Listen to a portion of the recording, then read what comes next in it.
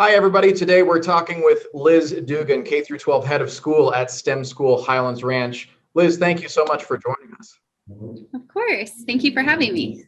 And we're going to be talking with Liz about a few different topics. The last time we talked with Liz was prior to spring break when we were talking about her new role at STEM as K through 12 head of school. And now we are rapidly approaching the end of the school year. So she's certainly in high gear, as is her team, as we wrap up the final weeks of this school year and also look ahead to next school year. So we have some initiatives and some focuses to talk about with Liz. And let's just start with your role.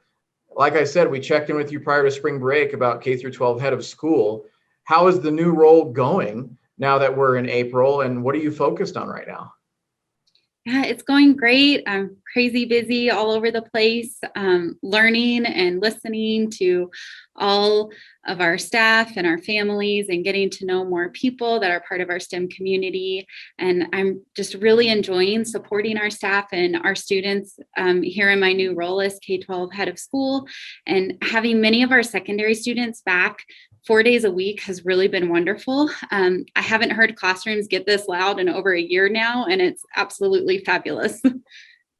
Yeah, I certainly see the activity when I'm walking through the school and shooting my stories for the STEM YouTube channel and for social media. And by the way, for those of you watching, if you haven't subscribed yet to the STEM Communications YouTube channel, please do so, and always keep an eye out in our newsletter for updates on topics like we're discussing now, and also the special features that we focus on in the classroom.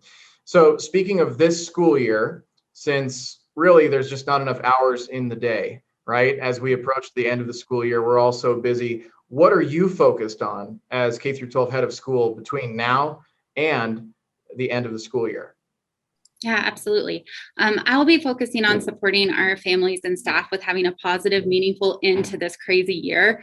None of us thought that this pandemic would impact us quite as much as it has.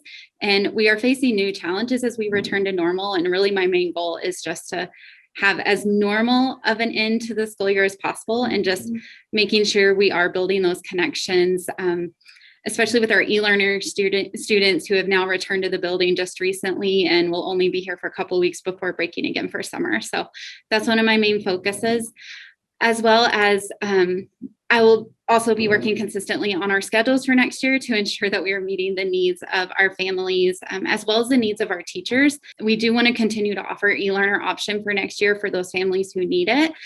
I'll be collaborating closely with other staff to ensure that we are thinking through all of those logistics and gathering the data that we need to plan appropriately for next school year. I am also working closely with the staff feedback team and the new teacher task force to ensure that we are addressing the current concerns of secondary teachers regarding the proposed changes for the secondary schedule. I am 100% committed to improving teacher morale and increasing teacher retention across all of K-12. My goal is to listen and implement appropriate action steps at all levels to ensure that our teachers are being taken care of. I am currently meeting one-on-one with every teacher who is returning next year and dedicating a huge chunk of my time this week and next week and the following week, just listening to teachers, hearing their needs so that our leadership team can then create action steps to address all of the needs that are prevalent and ensure that we are creating a positive environment and culture here at STEM. I wanted to talk to you a bit more about those one-on-one meetings that you've had so far with STEM teachers in particular. Based on those meetings and the communication that you've had with the returning staff for next year, are you and the leadership team getting some pretty good information, some good intel as to what teachers are saying is happening in their classrooms with their schedules, how administration can improve their situation, the morale, what have you, at STEM to make sure that next school year starts off on the right foot and everybody is energized in a positive way? Yes, absolutely. Several of the one-on-ones that I have had have given very valuable feedback that I am going to take back to the team, such as there have been multiple requests for more classroom observations and feedback from supervisors and from different members of the leadership team, as well as requests on what the master schedule is looking like, especially at the secondary level for next year. So we are really anxious to get the data back from the surveys that we've sent out to our secondary families on what the secondary schedule will look like for next year, so that we can really get started on finalizing the draft master schedule to get it to teachers so that they can see what they will be teaching, and really getting ready to start next school year.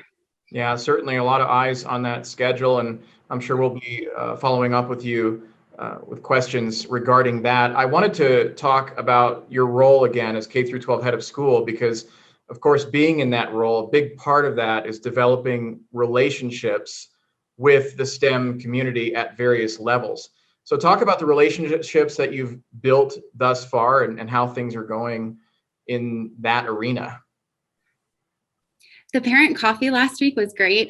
Being able to see faces, even though it's still not in person, just seeing the faces that I already know and getting to know some new families as well that I haven't had the chance to meet yet was wonderful. So I strongly encourage parents to attend those events as often as possible, because it's a way for us to connect just on a different level instead of always having to connect over some issue or some problem to resolve. It's nice to just have that informal conversation. Additionally, I've been working a lot more closely with different teacher teams as well, such as our staff feedback team and our advisory council. So forming more connections there and stronger relationships with the staff that we have on those teams has been incredibly meaningful.